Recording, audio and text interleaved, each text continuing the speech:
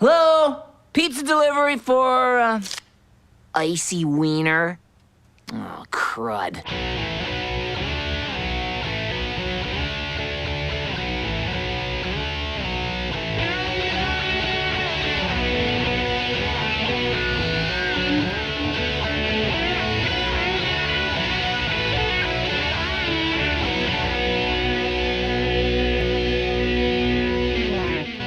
Hello, world. This is Chris Abalo's podcast experiment, and I am Chris Abalo. Welcome to the show, where I am joined by the one and only Ryan Taggart. Hello. And he and I are here to discuss our work in the gig economy, just the two of us. And even prior to that, Ryan was doing deliveries before that. Kind of want to talk about the deliveries, and I'm up for talking about some of my rideshare driving as well. Because of our immediate circle of friends, Ryan and I have been the only ones who've done anything like this. You know, the app work, you know, what's referred to like as the gig economy, like I said before. And there's a lot of talk about that right now because the fact that there was Proposition 22 in California, which, I don't even remember exactly what the vote was. I think it didn't pass. Which means you're not classified as an employee if you work on one of these apps. There was a lot of talk about that because some people, and I always found this perplexing, just to kind of dive right into it.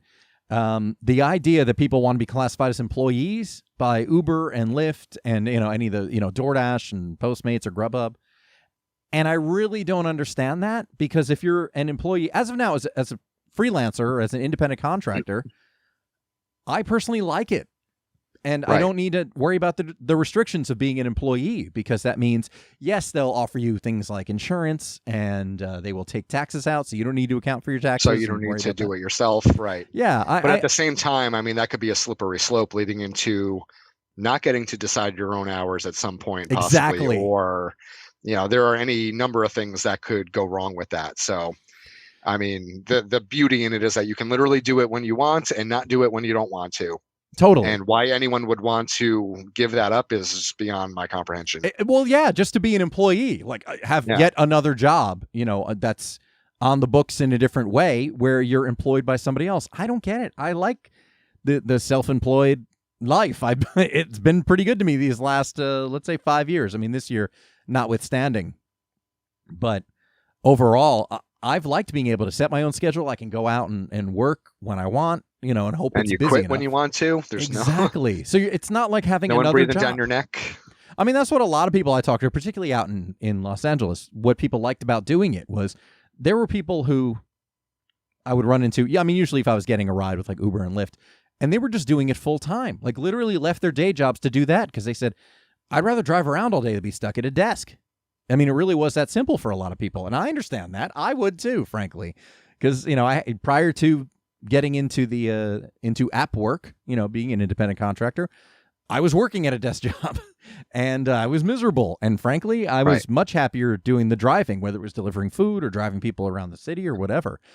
I'd rather be doing that given the choice because especially in a beautiful place like you're in Los Angeles. Well, weather-wise, it's different than doing it everywhere else, This is true. Yeah, this is absolutely that was a big factor because with the weather being nice enough. Yeah, fucking palm trees everywhere. Like that would make me happy driving around, even if I'm sitting in traffic. It could just be cool worse. Shit to look at, Yeah, that's exactly it. At least the scenery is pretty good. You're getting to know some areas, and that's really what when I started driving for Uber and Lyft in 2016.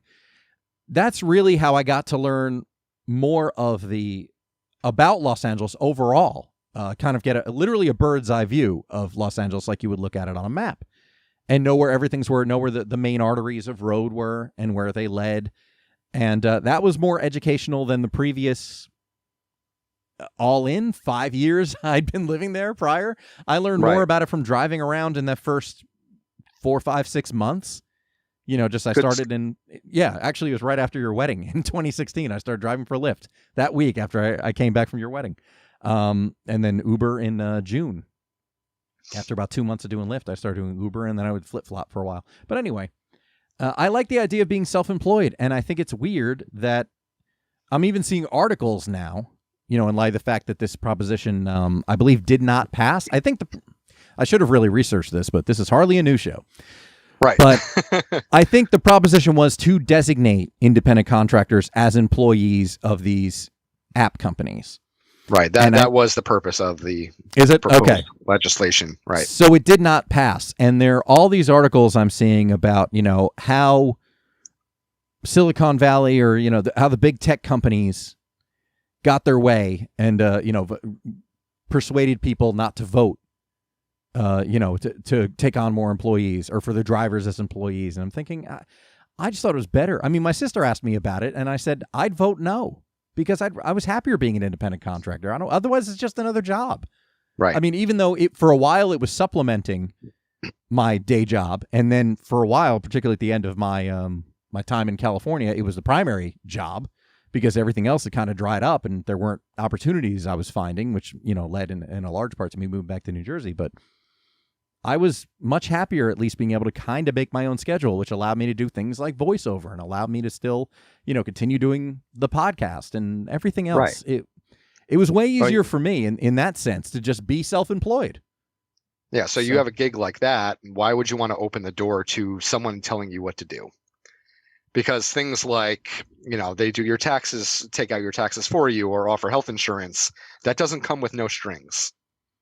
So even if they're saying at the get-go, like, oh, you're not going to have a boss, an immediate boss or someone to answer to, that possibility is always going to be there, that eventually it's not going to just be a free-for-all, Totally. So why would you want to allow for that? And also, even that possibility.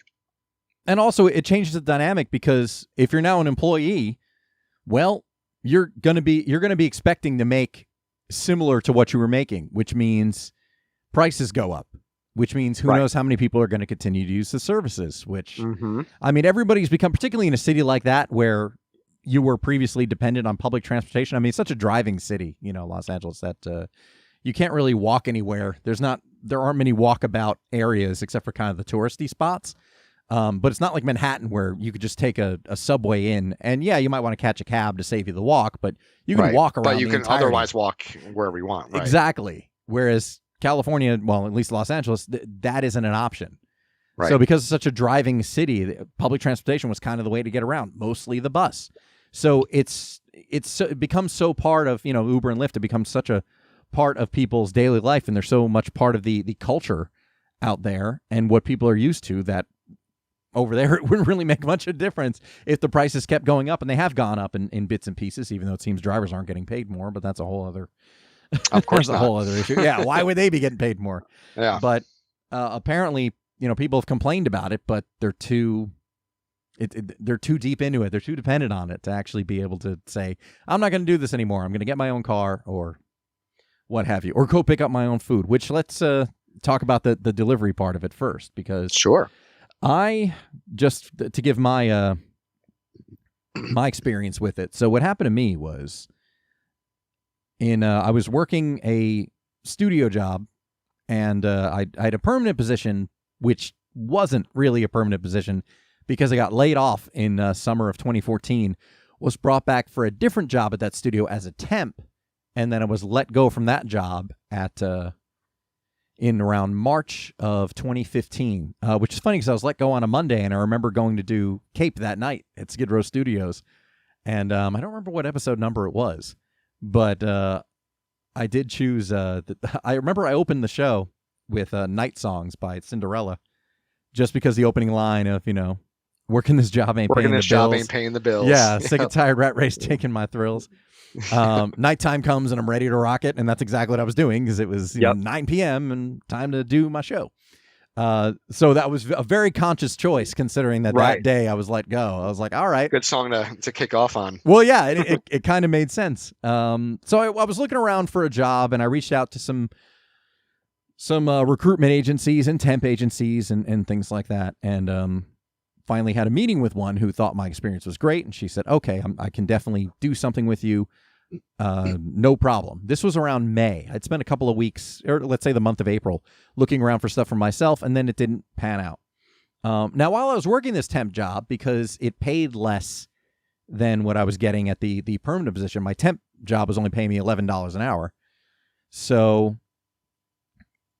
I was looking for potential nighttime work, and I kept seeing these postings on Craigslist for Postmates, and it was I forget exactly what it was. I think it was like up to $25 an hour or $30 an hour, something like that. And I'm looking at this thing for Postmates and saying, well, that seems kind of cool. Wait a minute. So you use your phone? This is the first, it's end of 2014. It's my first kind of introduction to the idea of, wait a second. So you use your phone, you get deliveries, you pick stuff up, and then you bring it to people? Like, just wrapping my head around that, and probably a lot of people as well. Because this is all new. Yeah. I was thinking, I don't know how this exactly is going to work.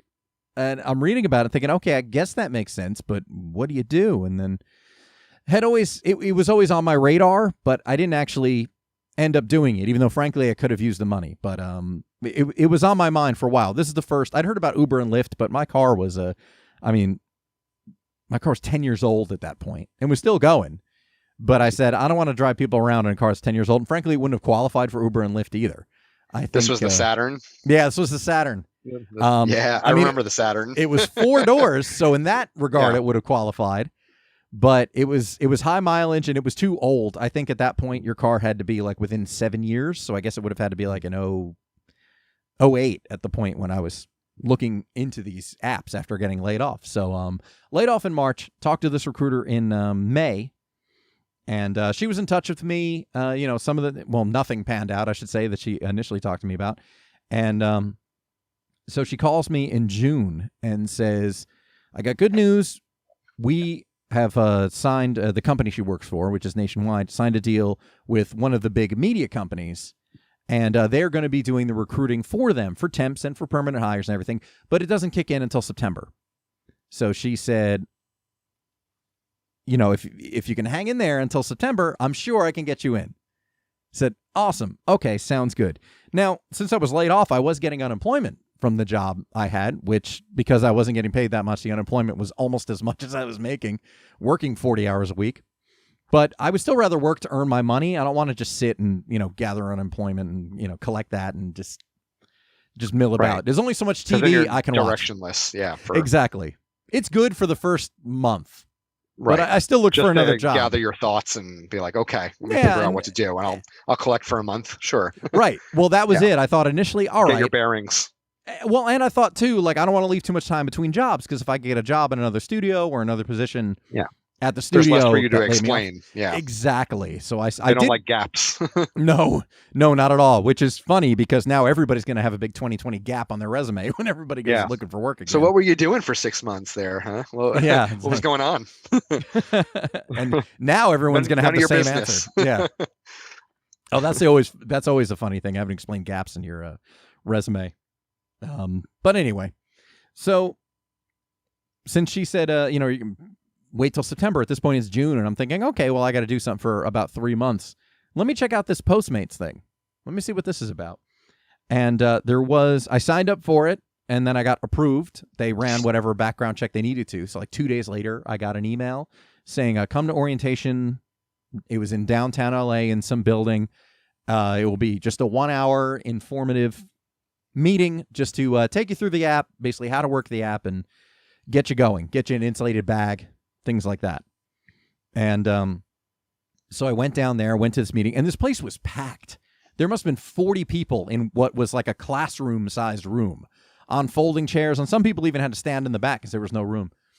And basically they had a screen that was that mirrored the person's phone, who was showing you literally how to operate the delivery app. And anytime there was any questions, people would raise their hand. Every single question was about getting paid. So when do we get paid? So how much are we going to make? So for the entire hour, everybody kept asking questions about pay. Didn't care about how the app worked, didn't care about how to actually do deliveries, any questions about picking up, dropping off, none of that. It was all about getting paid. So how much are we going to get paid? So we guaranteed to make, this amount an hour. Well, it said you can make up to $30 an hour. So are we going to be making $28 an hour? No, fool. People, a lot of people are really, really stupid. And I just thought, I want to learn how this app works, and I'll go from there. So that's essentially what I did. So I was like, all right, great. I'm going to be off and running on this thing.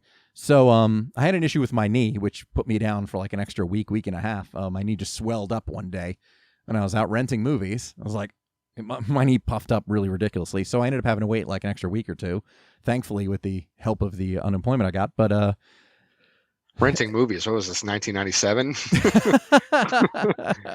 No, it was. Oh, you know what it was? I think it was like right around July 4th. And I wanted to rent a couple of movies because I wasn't working. I wanted to rent a movie. Yeah. I was just Randall. And I said, like, I want to go to a good video store so I get a good movie. Like, Netflix doesn't have anything good anymore. I don't want to watch House of Cards. I want to rent a movie. So I did. Well, I mean, be honest. How many movies did you consume? Like, did you watch everything in just your collection at times when you were unemployed? No, of course not. Exactly. No. So after what, this would have been... Yeah, like I said, it was probably around July 4th. After 3 months of being unemployed, I'd gone through all the movies I'd wanted to watch recently. So I did go to rent a movie at a little mom and pop movie rental place in North Hollywood. But I signed up, I started delivering for Postmates on July 27th of 2015, which is funny. Literally before we were doing the show, about an hour before you and I started, I actually had to download the Postmates app again to look up some details because I remember certain things, but I didn't necessarily remember about some specific amounts because I did have some astounding deliveries along with just some general frustration with it. But that's why I even looked at the date, because if you scroll back far enough, and actually the interface is really, really good now. There's a little logo for every restaurant and everything on Postmates, which is handy. So it's very easy to find certain ones. And I just went out for like 2 hours one afternoon during lunch. And the first day I made like $43 in 2 hours. I said, this is awesome. It's pretty good. I mean, yeah, in 2 hours I would have made $22. And after giving a cut to Uncle Sam and the union, I would end up with, maybe 17, 16 of that. So the idea that I was able to make, 40 odd bucks in 2 hours, I thought, okay, this is good. I mean, I'm going to have to work more hours. I can't do this 2 hours a day bullshit, but it'd be kind of nice. But I thought, okay, this is good. I just wanted to stay locally, just stayed around Burbank and figured, let me get used to this, the interface of the app itself, and then just how to deliver. And that was another challenge because California's all apartments. I mean, well, 90% apartments and some houses. And so that's kind of how I got off and running with that. I did Postmates for, like I said, almost a year until I started doing the rideshare driving thing. And then when I got tired of it, I'd go back to doing deliveries and said, like, I hate people. And I would do deliveries for a while. But so you started doing, prior to the app business, which we'll get to, but you started doing deliveries just for some supplemental income. Right. So it was back in 2013 when I was working for Verizon Wireless. I got fired. First time in my life ever getting fired from a job. So I was like, oh, what the fuck do I do now?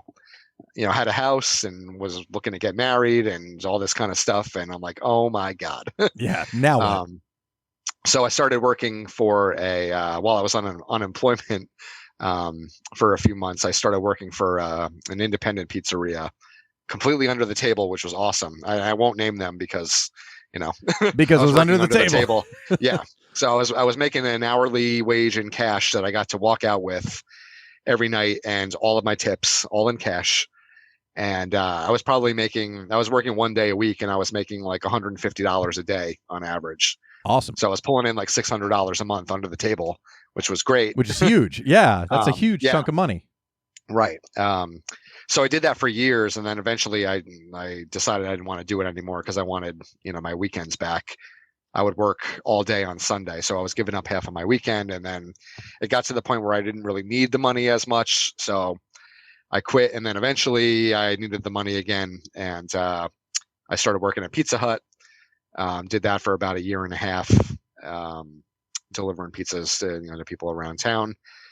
Nothing too exciting to go on there. I mean, aside from the cheap tippers, that was the worst thing about it. I made no money there, which is why I hung on for, little over a year, maybe a year and a half. I don't even think it was that much. Well, let's get into that, because that is one of the most frustrating parts of doing deliveries in this current era, particularly on apps. But you had the problem too with Pizza Hut, because there would be a delivery fee in a lot of cases. Some places have free delivery, or free delivery if you order a certain amount. Yeah. But so there was a delivery charge for Pizza Hut. And same with the delivery fee, whether you're using Uber Eats or DoorDash or Postmates or Grubhub or whatever, there is a delivery fee. Mm-hmm. And unfortunately, people are stupid enough to think that is or includes tip, and it doesn't. It doesn't. How does $3 include a tip? I don't understand how anybody thinks that makes sense, especially when tipping pops up as a separate option. As a separate option, Pizza Hut would actually write on all of the pizza boxes, delivery charge is not a tip.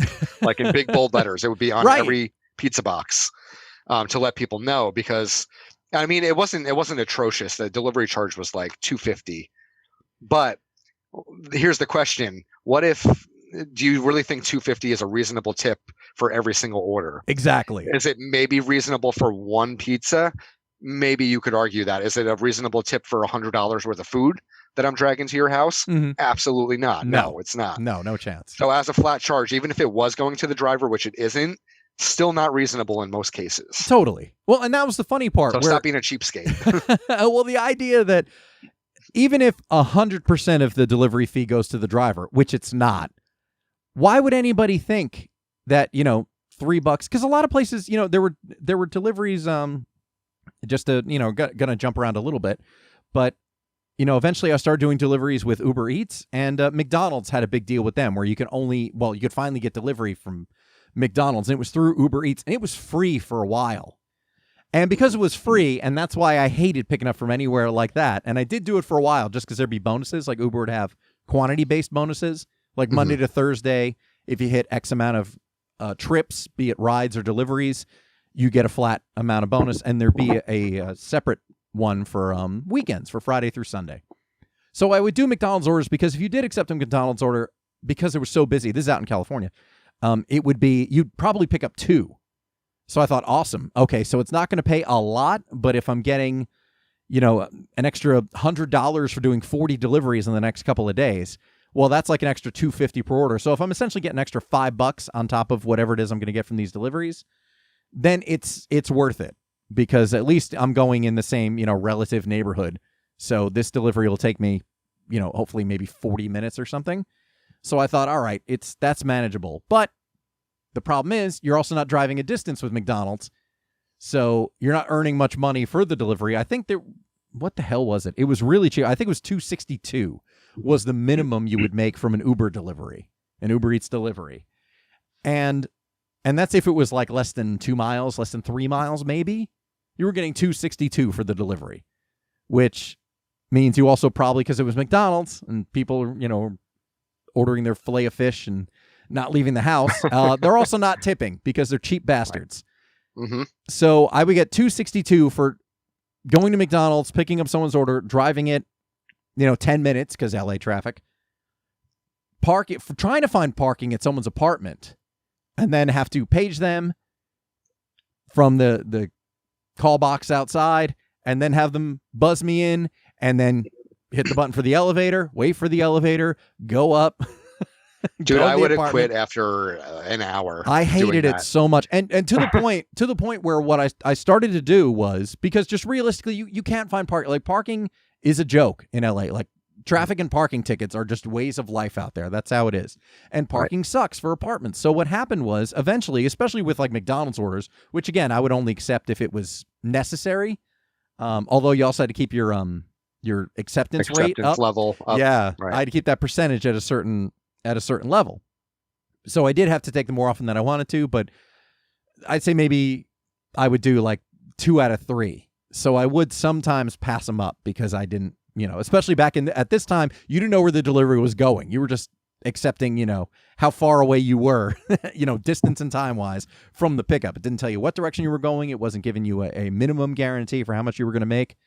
I think I started doing Uber Eats like at the end of 2017. Because it became an option to add, just you can do rides and deliveries at the same time. So I thought, I'll do deliveries during dinner, and then 6 to 8 I'll do deliveries, and then 8 o'clock I'll switch over and start doing rides. So at least that way I'm not burning a ton of gas, not putting a ton of miles on my car. Let me just do it that way. And but it got to the point where I was doing deliveries from McDonald's or a lot of other places, but it was a lot of times with McDonald's where people would just be generally broke and bitchy anyway, the people you're dropping off to. And if they were in an apartment, I would just call them when I arrived, and I'd say, look, there's no parking. Can you come downstairs and get it? Because there's nowhere I can park safely and bring it to you. And some people would be okay with it because they understood that's just how it is. Right. And other people would be bitchy, but I didn't care. So give me a thumbs down. Like, I give a shit. Yeah. I mean, and you're never going to see him again, chances are. So who that's cares? exactly it. And you know what? Right. You got to stay home in your socks, you know, in your air conditioning while I was driving in, 95-degree heat to bring you your fillet of fish. Fuck you. Come downstairs. You assholes in your socks. Exactly. I mean, it's just like you're still getting it delivered to your door. You can get those McDonald's fries people love so much delivered to your door, and hey, so you got to go downstairs. Can't just come outside. Deal. Yeah, that's it. Yeah, like you take the elevator down, like, and you're not going to tip me anyway, which is the funny part. Because I'm telling you, the 9 times out of 10, you get no tip for dropping off, and that's one of my gripes when it's come to Uber anyway, because Uber was so big with not having a tipping option for rides, that when I started doing deliveries, people were so used to not tipping with Uber that they wouldn't tip on deliveries either. And that was really frustrating. And what helped offset that was both the bonuses for the quantity, hitting a certain amount of trips. And also they still have them now, just because I looked today, just because even though I haven't done them for a while, and certainly during the pandemic, I was just curious about what's going on. I'll check in on the apps once in a while to see what's happening. But they still have, and had at the time, boost zones where it would be like a multiplier for a certain area. So like I can work in the Burbank area to be like, during peak times would be like 1.3, which meant I was getting an extra 30% of whatever the delivery, whatever my guaranteed fee was. So, instead of getting $5, I was getting $6.50, which, if you're going to get 4 or 5 deliveries done in 2 hours, is going to add up. So it's worthwhile. Right. So if you're not getting a tip, at least you're making more money for working in a certain area.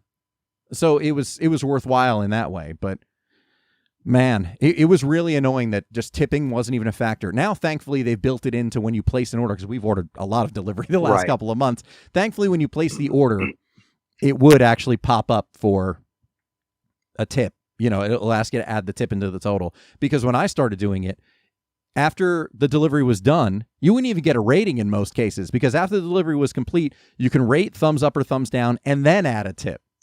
Right. So people wouldn't even bother rating you or tipping you. They could just bypass that, and then, no tip for you, sucker. Which was, I can't imagine not annoying. Tipping for someone delivering food to my house. Exactly. You can't, right? In no scenario can I imagine not tipping.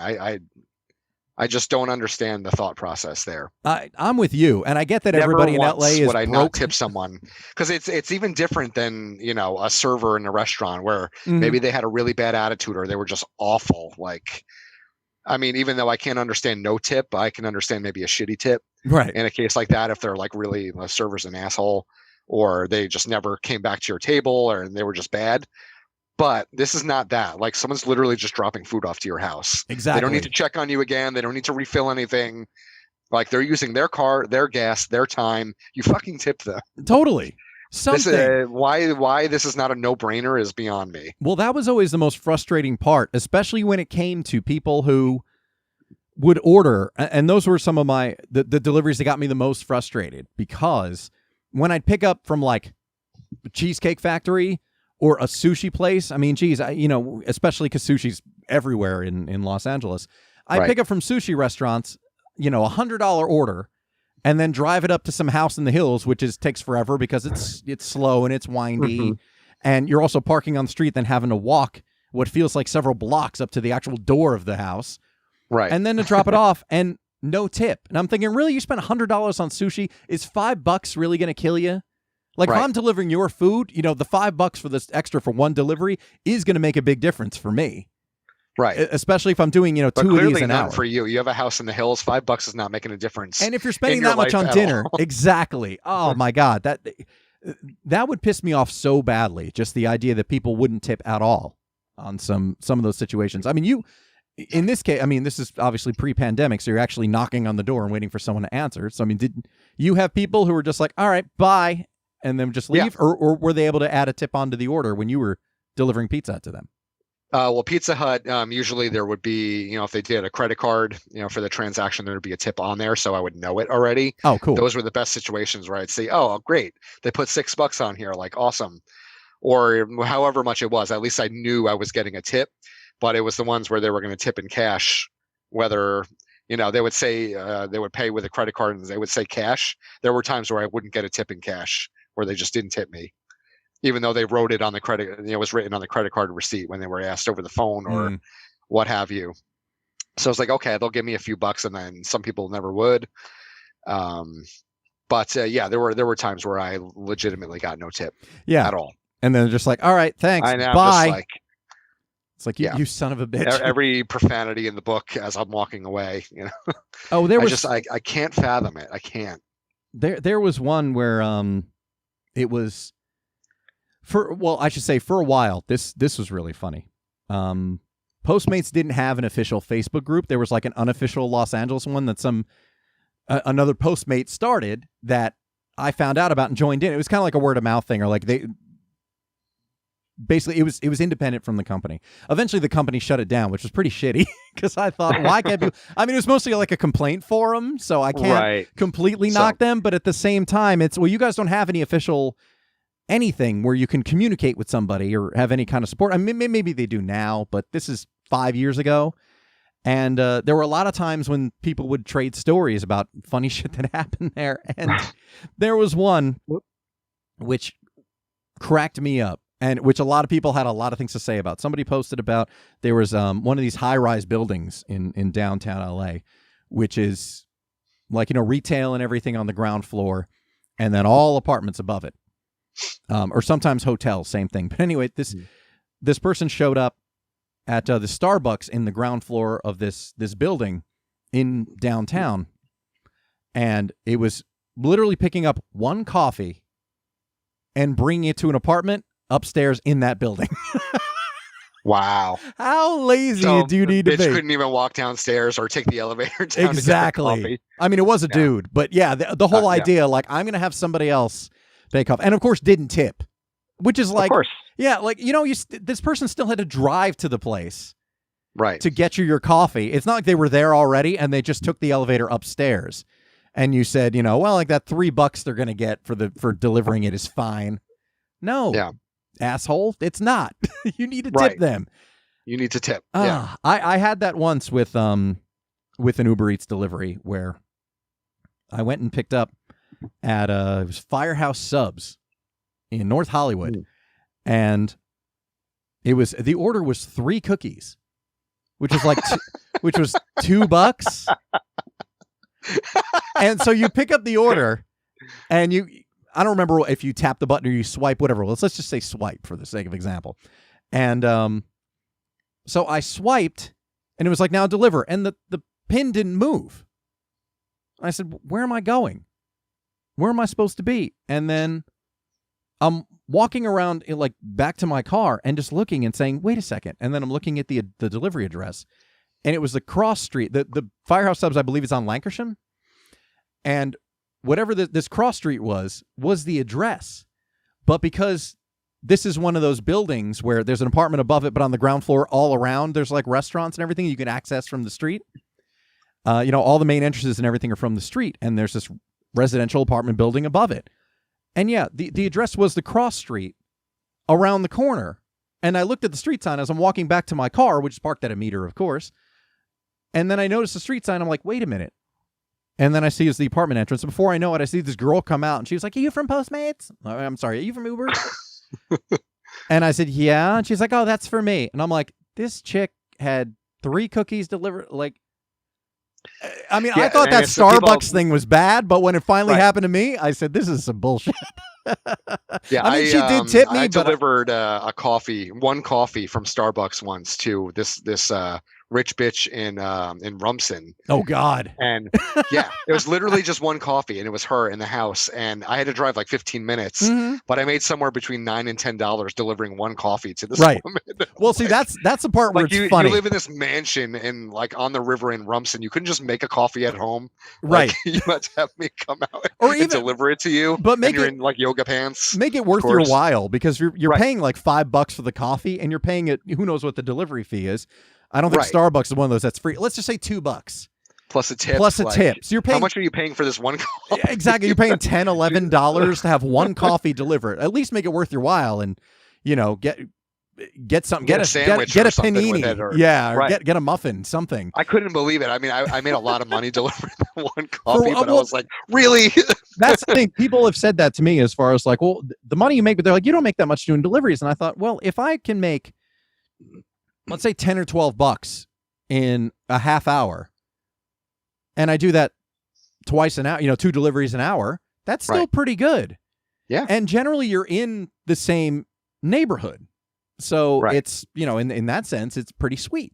Like, I'm not driving that far to make this money either. I'm not burning a whole lot of gas. That's why I like deliveries over doing rideshare driving, because at least you're, in general anyway, you're in a designated area. So it's not so bad. You're kind of circling the same area and end up going to a lot of the same places, frankly, because a lot of them are really popular and they love delivery drivers because they're making just that much more money. Right. That's the one thing I thought was fun. Now, you just to fast forward a little bit, I started doing DoorDash in February of 2019. And I think you and I have been talking about it for a little bit. I said, dude, this is really great. It's way better than Uber Eats. They at least give you a guarantee up front. They show you, when you go to prompt for a delivery, they show you the estimated time it's going to take to complete the delivery, the estimated mileage you're going to drive, and you're also working in a confined zone. Right. So I said, it's really good, and it's pretty busy. Like, I can definitely make, on average, I think I was making like 17, 18 an hour, but just driving it in town, like around the Toms River area. Or in the Brick area, depending which one had more demand, or sometimes they have incentives, for an extra couple of bucks per delivery if you work during peak times. And I said, dude, this is pretty good. You should check it out. Right, because I had started on Uber Eats after you did. Oh, that's right. I forgot. And yeah, I did it a little bit, and I would sit there sometimes for 2-3 hours, and I would get one delivery, and I'm like, dude, this sucks. Like, you and I met up in the same parking lot once. Ryan and I happened to be in the same parking lot in Brick, New Jersey. Sorry to get regional, but there's a few shopping plazas nearby. And we were at the one that has like a Barnes & Noble and Applebee's. There's a Buffalo Wild Wings nearby. There's a Fridays across the street. There's all sorts of stuff around. And we both happen to park there. I would go there anyway, but at the same time in that area near the Jersey Shore, at least circa early 2019, Uber Eats wasn't as ubiquitous as it probably is now. And if anything, like, more places had more DoorDash traffic, which is something I started to notice when I would go pick up a delivery from Uber Eats, because I didn't always want to end up in like Hoboken driving people with Uber. So I said, I'm going to give a shot doing deliveries in the area, see if I could do anything. And it was definitely preferable to doing rides, but it would be super slow. So Uber Eats definitely wasn't as ubiquitous as DoorDash was. DoorDash seemed to be the go-to, which is why I signed up in the first place. I said, dude, you should really try this because it's way, way better. And it was. That. Oh, it was immediately. right off the bat. Yeah, that was the funny thing. And so I referred you, and then you started doing it, and it was pretty great. I got to say, out of all the apps I've worked, if I had to pick one, I mean, for 3 delivery apps, if I'm going to rate Postmates and Uber Eats and DoorDash, definitely DoorDash head and shoulders above the other 2, because they're not sending you to some far-flung location. I mean, a handful of times I maybe drove more than 20 minutes or about 20 minutes to a delivery. Sometimes, that would be the max usually. Yeah. About 20 minutes, like absolute max. Yeah. Yeah, I never drove like super far to deliver anything. So on that level, it was good because you're not putting a lot of miles, you're not burning a lot of gas. So that was great. And you also had a guarantee, so you knew you were making a certain minimum before even accepting the delivery. That was always the exciting part of seeing, like, okay, I know I'm going to make $10 on this. Like, hell yeah, let's go for it. Right. And chances are you knew that you were getting a decent tip too. Right. And sometimes you'd end up making more than what the guarantee was if the tip exceeded whatever, the rate that they use, the formula that they use to make up the rate. Sometimes the person would end up tipping more and you'd make up more than what your guarantee was. And then didn't happen often around here, but once in a while I'll be like, oh, I made like an extra $3 or $4 above what I thought I was going to. Yeah. Awesome. Yeah, it is really cool. Like, just sometimes the people idea. are super generous. Yeah. Well, and also there were times I was surprised where it would tell you like you're guaranteed to make $11, let's say, and the person tipped way more. It ended up being like 19. So there are those little surprises where it's like, wow. And the thing is, I've recommended to everybody, and you and I were talking to our friend Corey about this, that everyone should just do it anyway. Like, everyone should sign up because it's worth it just to have as an option, as a gig. Because, I mean, even when I started driving Uber and Lyft, it was great knowing I could just go out. If my Verizon bill was due, I could go out and work till I made $100, cash it out, and then I could, pay my Verizon bill online. It was great. Right. It was really, really awesome to be able to do that. You do it whenever you want. So how you sucked me into it was with the tremendous bonus, the sign-up bonus that you were to get for recruiting me. Yeah, that was weird. I was still working at Pizza Hut at the time and working my main job, so I had 2 jobs already. And then you're like, so there's this bonus of $2,000 that I'll get if you work. I think it was like 200 deliveries. I think in 2 months. Yeah, it was like 60 days, 200 deliveries. 200 deliveries in 60 days. I would get $2,000, and you would get like, what was it, $100? Yeah, I would get I got $100. Completely slanted. Yeah, I was like, so I'm gonna do all this work, and I'm gonna get $100, and this guy's gonna get $2,000. I'm like, why am I getting all the benefit for him doing all the work? That seemed insanely slanted to me, because when I referred people to do Uber or Lyft, like when I started doing both. At the time when Sherry and I were friends, as prior to us getting in a relationship, but I'd said, I'm making some decent money doing Lyft, which I was doing first, and then doing Uber. And at that time, Lyft, I signed up and they just had a straight up $500 bonus after you completed like 30 rides, 25 rides. It wasn't much at all. And they were recruiting heavily because I saw Facebook ads almost daily, which is why I signed up literally the day before I flew back for your wedding in April of 2016. And I said, all right, everything should be good to go by the time I get back, and then I'll start doing Lyft when I get back. I'll see what that's about. So that was an easy $500 I got just for signing up and completing not many. Maybe it was 40 rides. It wasn't a lot, but I did it in a week. And literally after I finished, I tapped to complete my 40th ride, my balance went up by $500. It was instantly available, so I instantly cashed it out for like the $1 or whatever it was, just because I wanted to see that amount in my bank account. Because after living very, very hand to mouth in Los Angeles for, at that point, between 3 and 4 years, I said, yes, I want to be able to see that I have, $500 something in one go. In my in my so bank you had account. tried to get me to sign up for Uber too, and I did, because you had like a referral link. And so I did, and I went through the background check and all that, and I signed on once on a Friday night and just sat in my house, like thinking, because I live right near Seaside Heights. I mean, everyone in the world knows Seaside because of that stupid MTV show. And the mall. There's a mall within striking distance. And there's a mall. So I was like, somebody's going to like ping me. Like I can just sit here and wait for someone to, and then I'll, go. And I sat for like 3 hours on a Friday night and got nothing. I guess not realizing that I should have gotten in my car and like driven somewhere and would have gotten pinged. So I never signed on again. I was like, this sucks. Like, this is bullshit. Like, it's Friday night. It's dinner time. Like, people are going places. Why is nobody like asking me for a ride? Right. And I was You like, would think. I can't do this. And I think at that point I said, oh, you should submit within the app. You could submit to like also add Uber Eats on as an option. I think that's how you started doing that.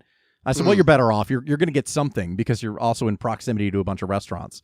Or even if you go next door, next town over to Brick, there's that plaza where I would sit and where you and I ended up sitting. And which is funny, that night we sat, just to circle back to that for a second, there was you ended up getting a delivery. It was a pickup from some taco place. And I was still signed on. I got nothing the entire time. So I was Tacoholics. Yeah. You drove me to the delivery. I was like, I got nothing to do because we're sitting in the parking lot and it was winter. I mean, it was before I did DoorDash. So it was probably January. And, I think it was January. And also not a month people are known for spending money. People are pretty tight, with a nickel in January because after the holidays and everything. Yeah, it was last year. It was last January. Right? Yeah, January 2019. So we weren't expecting it to be busy anyway, but since it was cold, like we were talking about through our open windows for a little while, and I said, "Why don't you just come in the car? No reason for both of us to be running the heat in our cars. We're not getting anything like it."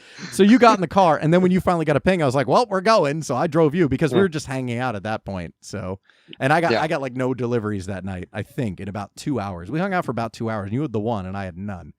Right. So that was kind of funny. But then DoorDash came up, and then it was like, then DoorDash came up very quickly. Yeah, after that. But because that insanely slanted offer, I said to Ryan, well, I don't know why I'm getting so much, but look, you're doing the work. So if you want to sign up, because at the time you were not underwater with some bills, but you had a lot of stuff coming up too. Yeah. So all the more reason you were like, I got to make some money. I mean, doing DoorDash is great, but like, I just wish I was able to make more. And I said, huh. Yeah. And I was making no money at Pizza Hut. Like it was just like, right. Just this decline that was happening where people weren't tipping and I was getting no deliveries. I was like, I was making sometimes like $30 in tips, like working 8 hours. Mhm. I mean, I would get paid an hourly rate, which wasn't much, but it just wasn't worth my time anymore. So I'm like, I need something else. Right. Yeah. And then there's this, which is available at all hours of the day.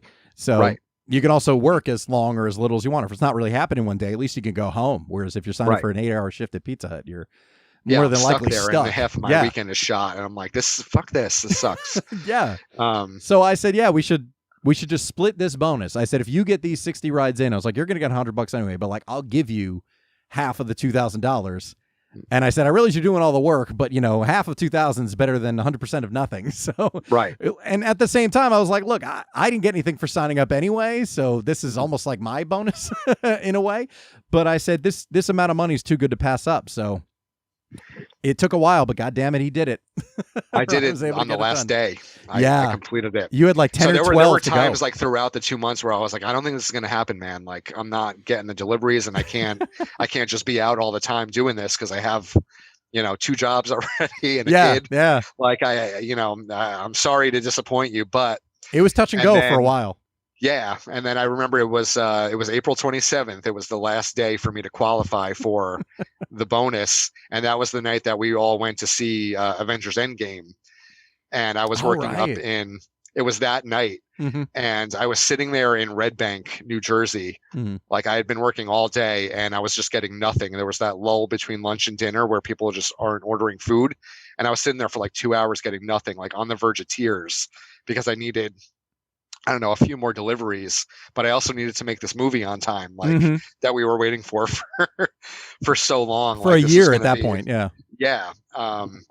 And I'm just sitting there and I'm getting no pings. And I'm like, this is the last day. Like, I can't go out anymore after this. And I don't know if this is going to happen. And I'm like choking back tears because I'm so upset. And then I finally did it, like, by the skin of my teeth. And I even did like an extra one after it just to ensure that that was it. And I just barely got home and showered and made it to the movie barely on time. Right. And so that was a little bit of a celebration for us where it was like, oh, finally, we did it. We did it. You did it. The last day. Well, I'm telling you, that happened with me a bunch of times, especially when it came to trying to get bonuses with Uber. It was way better for me to get the rides on the weekends were honestly easier, just because I knew it was going to be busy anyway, but at the same time, I knew there were certain places you can go, like, because the bonuses for quantity were always, they ended on Thursday. Well, technically it'd be Friday at 4 a.m. and Monday at 4 a.m. So it would, technically it's Friday and Monday, Friday and Monday that they'd end, but it would really be like Thursday night and Sunday night. So where I'd always go to try to get a bunch of the quantity in was near UCLA, because there are always kids just going from, different parts of campus or different dorms or from class back to their apartment or, just maybe to a restaurant or something. So I'd just be bouncing around Westwood. And there were literally times, I remember it was really crazy. Sometimes I'd go out at like 5 or 6 and I needed, I'd be like 18 rides away. Because sometimes on the weekends, they'd be a lot higher. You would need like 55 rides, but it could be like, like $180. So I said, okay, so that's like 18 rides a day. I can do that. It's the weekend. There's Uber Pool, which means you can pick up to 3 different people, and each one of those counts as one of your rides. So I said, this is going to be great. Like, I can do this. And there were a bunch of weekends I would be out till like 3 a.m. anyway, because the bars close at 2. I'm sure they still do. Well, now nothing closes at 2 a.m., but at the time, and 2 a.m., the bars were closing in Los Angeles. So you can usually get people from about 2 to 3.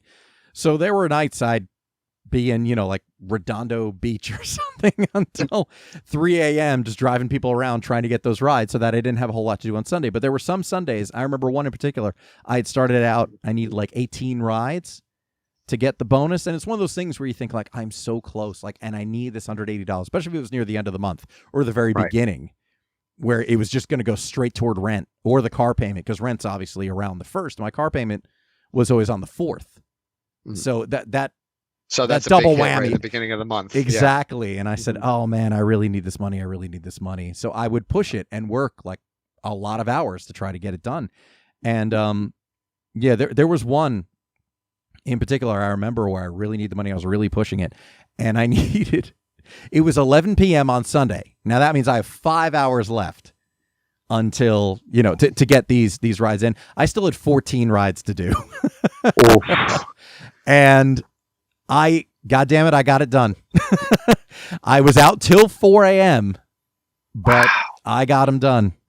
I mean, good thing for me that I'm a night owl, because if I had to do it during the day, which is another thing about doing deliveries and also driving, although I tried deliveries and driving at different times a day, but because traffic's so bad in LA, I would just do them at night because traffic was more manageable. Better.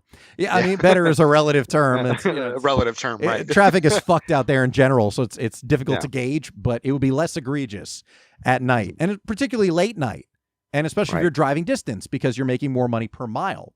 You're making money per mile and per minute, but you're making way more per mile than you are per minute. So sitting in traffic, you're making money, but you might be making 11 cents a minute, which is just horrible.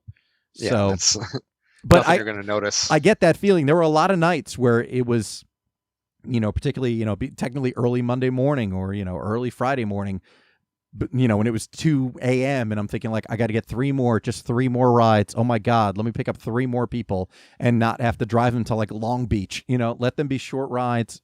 Right. And please. So they have to be to do 14 in 5 hours. Like those have to be pretty short rides. They were. Well, that was one time. That's why I was like, I'm going to UCLA. Yeah. And one of the crazy things was, which it flip-flopped for a while. For a while it was Uber, and then it became Lyft. But I did, there was a point when I was going down to USC on weeknights because there was a thing, I don't know what it was. It was Uber for at least one semester, because I made great use of it one semester for sure in like 2017. And I think it was the fall of 2017 was if you were a USC student, Uber was free. Now, that means everybody's using it to go from class to class, to go from class to home, to the dorm, from the dorm to class, to go to the Taco Bell drive-thru, whatever. And there were times where I would literally do like 7 trips in an hour. So when there were those, like, you got to do 40 rides, to get like, a $75 bonus or something, I could rack them up in like 2 days. The most amount of trips I did in one night was 27 because it would just be nonstop, especially when you're in an area. Now, USC is right near downtown LA. It's just south of downtown. So because you're a student and because it's a service that's provided through the school, and it would come up, whereas the general trip is UberX, and then the carpool version is Uber Pool, it would just say USC. So you would know you were driving locally. So you're just driving around like the same square mile and a half. It's a very small area. So you knew if it was a USC ride, it was going to be short. If you're picking one person up, you could be picking up 2 more people. Right. So I would rack up a ton of rides, which was great. And then I'd be able to make the bonus in like 2 nights. And then I could go out Wednesday, Thursday, and just hope to make, X amount of dollars instead of trying to go for rides, the amount of rides. So when you were telling me about like, I don't know, I'm really close, that feeling of I am so close to making this money. I'm 1 or 2 trips away. And it's not only am I going to get them, but how long it's going to take. Because there were times if I had like 3 trips left and it was 2 a.m., I thought I could be done. I could pick up 2 people riding at a carpool. And, in a half hour, I could have 1 ride left to do it. I don't care where it goes. I'll set my home destination for Burbank, and hopefully I'll pick up somebody going back to the Valley. Or whatever. Or it could take me the complete 2 hours to actually pick up these rides. Right. So that feeling of, exactly, that feeling of anxiety. I don't know what's going to happen and I hope I can make this money when it's like at the 11th hour, literally. Mm-hmm. Awful feeling. I hated that so much. And I really don't miss doing it. I mean, I've been doing deliveries, primarily DoorDash, for a while. The month between Thanksgiving and Christmas, which is no doubt where I picked up whatever it is I had, whether it was COVID or not, whenever I was sick with at the beginning of the year. But for that month, I did do Uber just because now being in North Jersey, super busy and near a bunch of malls and everything as well, because Garden State Plaza, which is not far from me in Paramus, is the biggest mall in New Jersey. So that's always going to be busy. So I said, well, between the holiday season, between holiday parties for businesses or just people going from house to house, I could probably make a killing. So I did for a month last year. I did do some more rideshare driving. Did some Uber driving, but I don't miss doing it at all. It was just really, really, really frustrating. Deliveries are easier. You don't have to deal with people. Oh God, yeah. You're not driving and as worry far. about like having to talk to them or awkward silence or wonder where you're going. Deliveries are going to be in a tighter area usually. Right. Yeah, Um, but then you there's no drift like a comparison. little bit because based on where the area is, with DoorDash could be a little different. You would pick an area to start in, but I would always go to Eatontown. I would start at the Monmouth Mall. Mhm. As my sort of base of operations, 'Cause- but I'd always end up in Red Bank, always. Well, it's close. I mean, in 10 minutes, you could with be in the Red Bank. switches, but so it'd be still a pretty succinct area that you'd be in and know where you were going to be. But what a fucking pain in the ass Red Bank is to drive in. Oh God, and parking too. Or is a pain in the parking. ass. Yeah, I would always start in Eatontown. I would drive up there because that's where the money was. Like there Mhm. wasn't shit happening in Tom's River. Oh, so same. I would drive 45 minutes up to Eatontown to start there, and have to drive around in Red Bank, one-way streets, no Mhm. parking, just people all around. It's such a tremendous pain, but that's where the money was. So Exactly. Oh, I used to drive up to, last year when I was doing DoorDash, up to like Woodbridge sometimes, because if I saw it was an extra $4 per delivery during dinner time, I was like, okay, 5 to 9, I'm working in Right. Woodbridge, because I thought, well, that's like commuting to work. People do Right. that. And there were plenty of times when I was miserable driving Uber or Lyft and I'd be out super late, and I'd sometimes have to drive an hour home because I'd be down by like Huntington Beach or something like that, or Ugh. way east, out in the boonies, well, in the desert, not so much the boonies, but not a lot out there. When you get east of like Pasadena, or when I found out San Dimas was a real place. Oh wow, I thought I thought it was made up for Bill and Ted. San Dimas is a real Right. town. No shit. No, it's a real town. Yeah. And a bit like Diamond Bar or some place like that I'd never fucking heard of. I mean, like, oh God, this sucks. So the idea of going and doing deliveries around Woodbridge was easy. Or same like near Rutgers. I mean, like you going to Eatontown was easy because Monmouth University's there. Get a lot of college kids getting deliveries. So it's also easy to rack up a lot of deliveries in a short area, especially if it's like Chipotle, because that, college kids, that's like the modern ramen. Yeah, it's like they're you can pick up 2 I don't deliveries even at a know what time. the word for it would be, but yeah, Chipotle, with the Yeah. kids these days. Yeah. But Chipotle was great because it wasn't really immediately when I started, but as I was going, through, because I did DoorDash for the better part of a year before I kind of just sort of stopped doing it Mhm. because I didn't really need to anymore.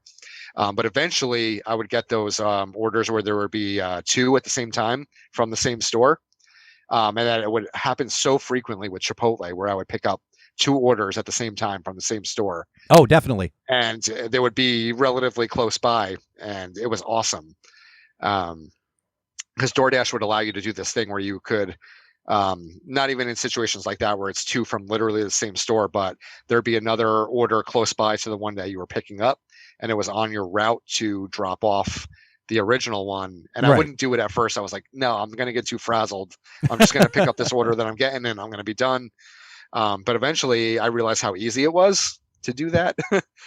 Because it would be another restaurant like 3 or 4 minutes away, and you would drop them off and everyone would be happy. Like nobody's food would really be cold. Right. And you're going in the so- same relative direction Right. too. Like if you're heading northeast, well, the drop off is going to be northeast as well. So that's pretty good. As Right. far as it's efficient, as opposed to, I'm going to criticize Uber again, but Uber Eats, the last time I did Uber Eats, which is obviously months ago, was at the aforementioned Garden State Plaza. I was picking up at Shake Shack, which was loaded and way busy.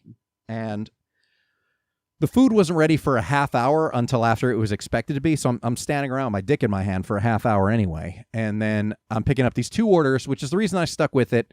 And again, I did Uber Eats because there was like a decent bonus. It was something else, it was not much. It was like 30 deliveries for $100, something like that. So I said, all right, I'll do Uber. I've been doing DoorDash, but I'll probably make more just with the $100 alone, and it's similar amount of time. Well, unlike DoorDash, where you'll be in the same area, apparently Uber doesn't give a shit. So and if you're outside of New Jersey, you're not familiar with it, I apologize geographically, but I still know, I can still give you an approximation of what it was like. So I'm picking up in Paramus. And now, mind you, I'd gotten this delivery. Uber eventually evolved to the point where they would tell you, first of all, guaranteed you were going to earn for the delivery, like DoorDash did. So that's another reason why I was up for doing Uber again, because I said, okay, they finally got onto this, as opposed to just saying delivery 3 minutes away, where you didn't know where the hell you were picking up or how much or how little you were going to make. Since they kind of took the DoorDash format and co-opted it, I said, okay, it's worthwhile. Since I was finishing up another delivery when I got pinged for this one, all I saw was 2 pickups, Garden State Plaza, Shake Shack. I didn't see where they were going because I had another order on the screen because I was dropping off to somebody else. So I pick up these 2 orders and I look at the map and I see the first one, which is another thing. Uber won't show you the addresses. With DoorDash, you can always see where you're going as soon as you accept the order. Right. The first one was getting dropped off in Englewood. Now, Englewood is east, heading towards like New York. Like it's one of the towns that it's almost borders the Hudson, or maybe it technically does. I don't know where the lines lay as far as where the town begins and ends. But it's one of those towns that's on the Hudson, basically, which was 7 miles east from Paramus. Okay. I drop that off, and then I see the second drop off, which is 14 miles, literally driving back on Route 4 past where I picked it up, and 7 miles further to Passaic. Ugh. So not only did I have to drive there to pick up the order, wait a half hour, now I'm driving. It was something like it was over 45 minutes from the time I picked up. Actually, I'm going to take a look because it was my last delivery, so it's easily accessed. Give me just a few seconds because I can tell you how long this thing took. 55 minutes it took. I drove 21.3 miles, and I made $19.86. Wow. Which, I mean, okay for the Which hour. isn't awful. No, like, but for the an hour, frustration, but to drive 21 Yeah. miles, I mean, it was way more than I would have done. I had just done 2 separate deliveries. Right. And what made me even more pissed off was I drove twice the distance to drop off the second delivery, and that motherfucker didn't even tip me. Ugh. So I was really pissed off. I wrote a scathing support message Again. to Uber support. And How I was do you just not like, tip someone fuck this. Yeah. I was like, delivering fuck food to this your guy. house? I was like, this is incredibly unfair. I said, I couldn't even see. I wouldn't have agreed to take this order had I known. And they were like, well, based on the time and the mileage, you were paid accurately and blah, blah, blah, blah. And I was like, fuck Of this. course. So I haven't delivered for Uber since because fuck that. As far as referral goes, by the way, because I didn't actually finish up what I was going to say about that. Because I got the $500 from Lyft right away, and Lyft was pretty busy. I told Sherry about it. I said, hey, you should get in on it, and start doing this to pick up some extra money, because she lived a little further south where it's not nearly as congested. She was more in the South Bay area of Los Angeles. And the referral bonus for that was $350 for each of us. So when she completed however many rides she had to complete, I think it was like 45 or 50 in a month, which isn't that bad. If you break it down by week, it's like 12 a week. You could do that in a weekend. While working full time, of course, wasn't her primary job like it was mine. But she did that, made the extra $350, and then Uber was $500. So she did that. So I at least got referral bonuses from her. Right. But otherwise, everybody who had asked me about it, and everybody I drove, or anybody who like drove for Lyft, who I referred to do Uber or whatever, never got a referral from anybody else, which was annoying. She did it, which thankfully the money, helped her out and certainly helped me out, because between the two of them, I was able to pay like a month's rent, just thanks to her signing Pretty up awesome. and doing Uber and Lyft. Yeah.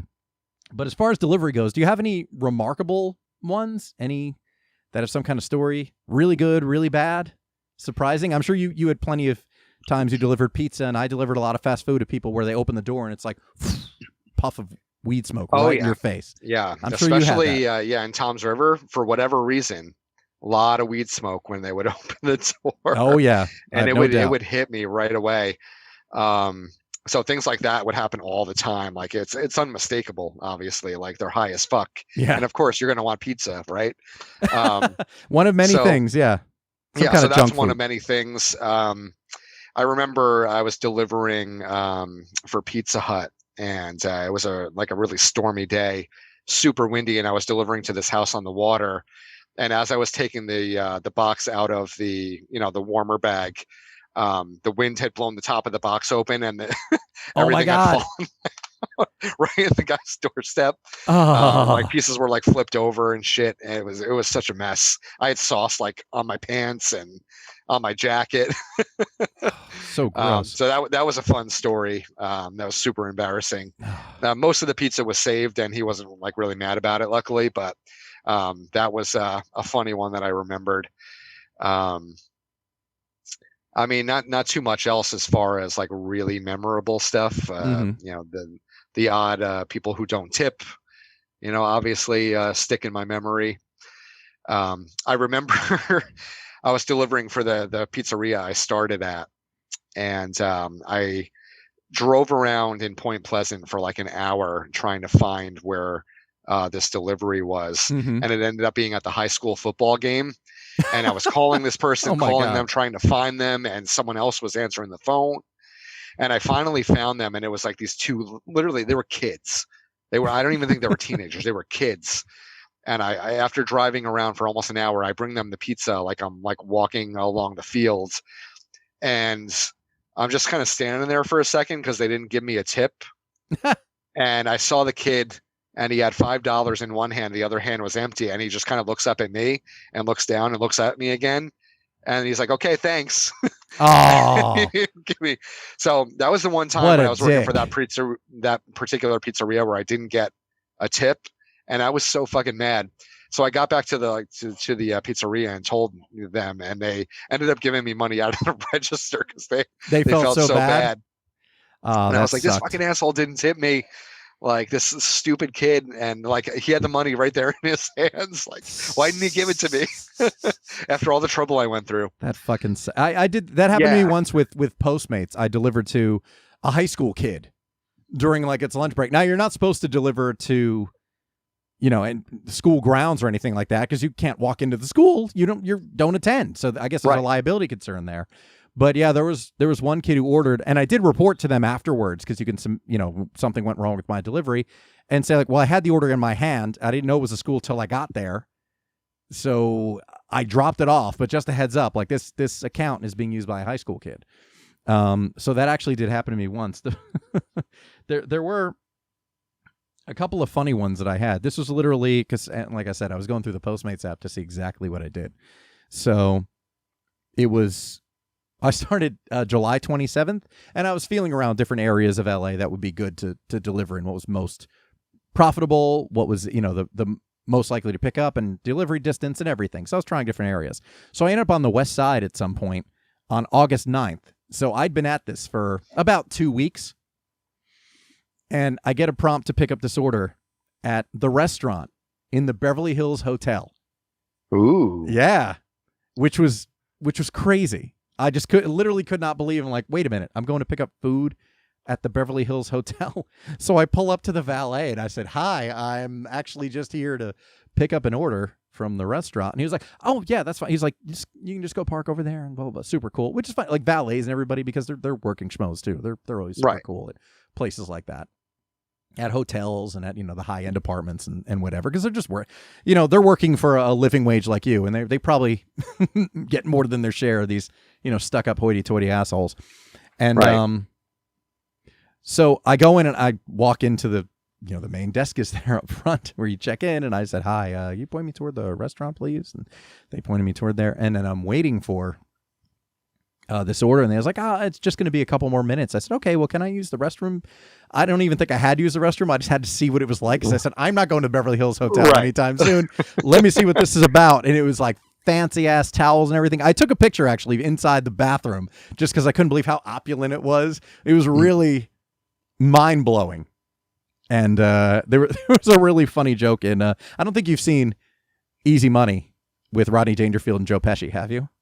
No. Okay, we're gonna have to watch that at some point. But there's a great joke in there where Rodney Dangerfield's mother-in-law owns this high-end department store in Manhattan, Monahan's.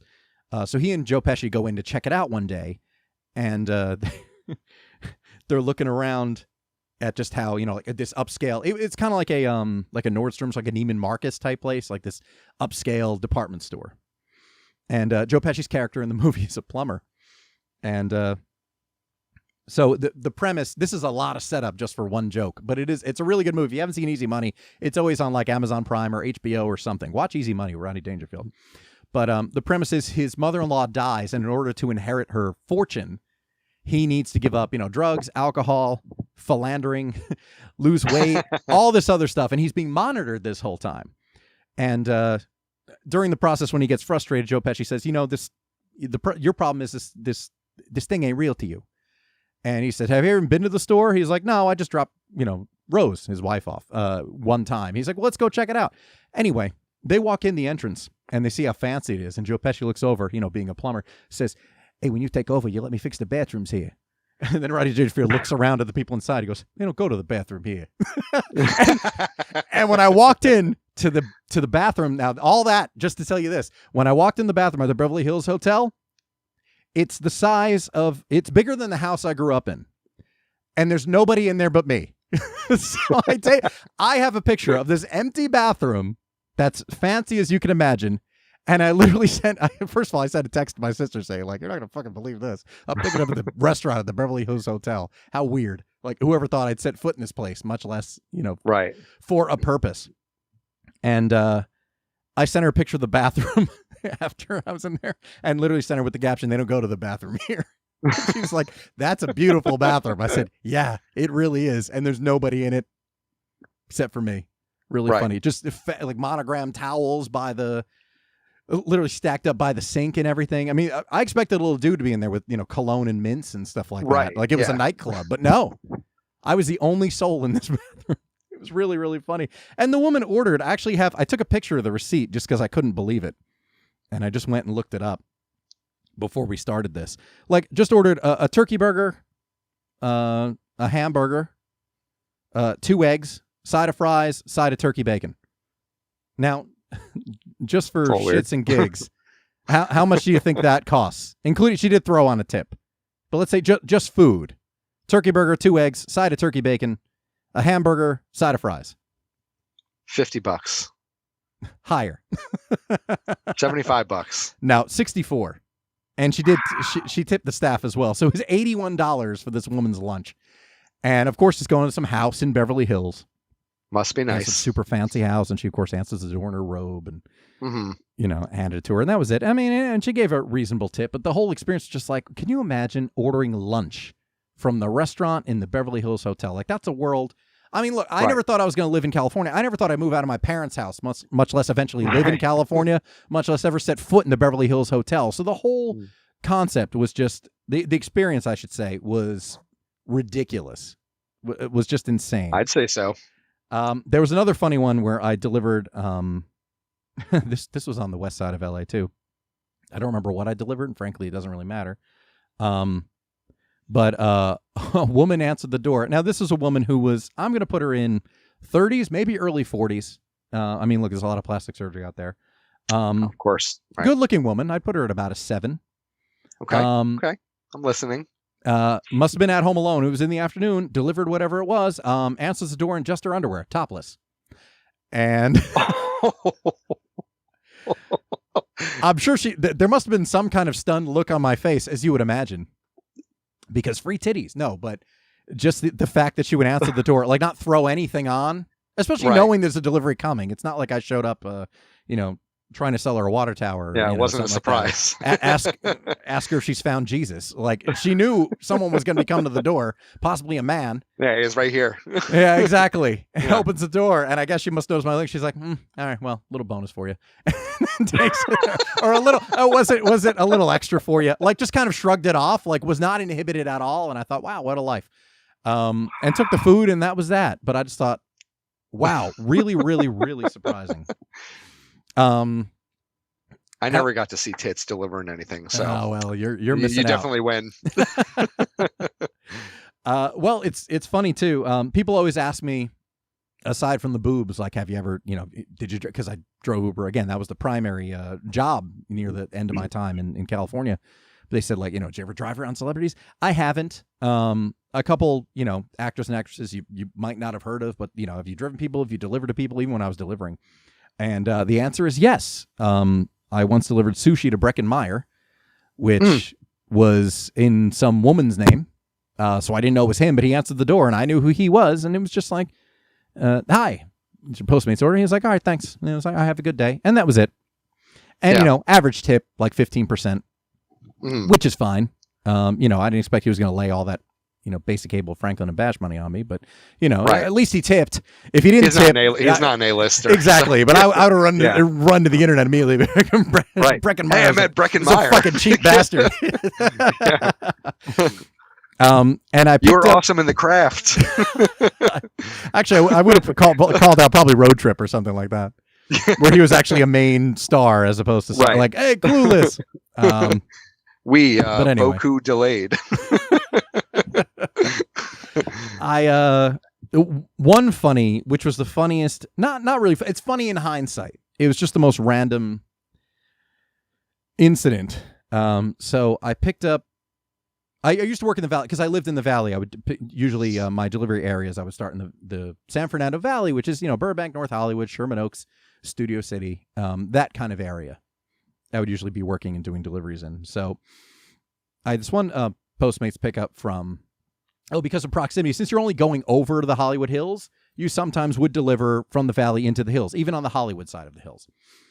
And I picked up, I had an order for this one sushi joint, which I picked up from 1,000 times. And I walked in and I said, hi, they saw the bag. There's a Postmates insulated bag, so they would see the bag. They're like, hi, you're from? I was like, oh, I'm picking up for, actually, I'd write down the name so I can remember what it was. I was like, I'm picking up an order for John Stevens. And they were like, okay, it's almost ready, just a couple of minutes. I'm like, okay. And I'm standing there waiting. And who's standing across from me waiting? I don't know if they're waiting for a party or I don't think it was the go order because he was dressed up really nicely. I don't know who or what they were waiting for. But standing in front of me was Chris Evans. Oh. And across, he's leaned up against one wall. I'm leaned up against the other. So he's 4 feet away from me. And I don't like calling people out, especially in public. And I'm thinking, the guy's just grabbing dinner or something like that. That's one thing if you ever hear interviews with celebrities or something and they'll say, I just hate people bother me when I'm eating. I thought the guy's having a night out. I'm not going to say anything to him. This would be after this, 2015. So Age of Ultron had just come out. So everybody knew he was Captain America, but he also didn't look like Captain America because he generally has a beard. When he's, when he hasn't been filming those movies. So I did recognize him, and I was actually just going to do a quick moment of recognition, and I was actually going to say, point to him and just be like, Jake Weiler, which was his character's name in Not Another Teen Movie, which is the first thing I saw him in, just as a little acknowledgement. But then I thought better of it. I said, I'm not going to bother the guy. He's just here for, pick up some sushi or to meet somebody or whatever he's doing. And then the hostess comes back with the order, and I leave for the order. And I'm going over the hill towards the Hollywood area. I don't want to identify the neighborhood, even though it's probably not that big a deal, but just the same. And I pull up to this house, and like a lot of houses up in the hills, there's a gate. So I call the call box on the gate. I was like, hi, this is Chris. I'm here with your Postmates order. And a woman answers, and she's like, oh my God, great. Come on in. And then I walk in through the gate and go up to the front door and opens the door, and John Stevens answers the door. Do you know who John Stevens is? I do not know who John Stevens is. John Stevens is John Legend. Oh. And answers the door in his robe. He had the good sense to put a robe on, unlike that broad from earlier. And from my last story. And he was like, oh, thanks, man. I was like, oh, no problem. Have a good night. And that's it. Because I'm not in a way, I'm not patting myself on the back, but I don't flinch, especially out there. You'll just see celebrities out and about. And unless you're super starstruck or anything, which I'm generally not, and I also don't want to be one of those people who freaks out. I just wouldn't want to do that to myself or to them. That's me. Yeah, exactly. Well, I know you would. That's how I would be. I mean, I've met very few celebrities, but yeah. Well, that's it. I wouldn't. And I'm like, the guy's in his robe. They're, they got this nice sushi dinner. I don't want to bother him.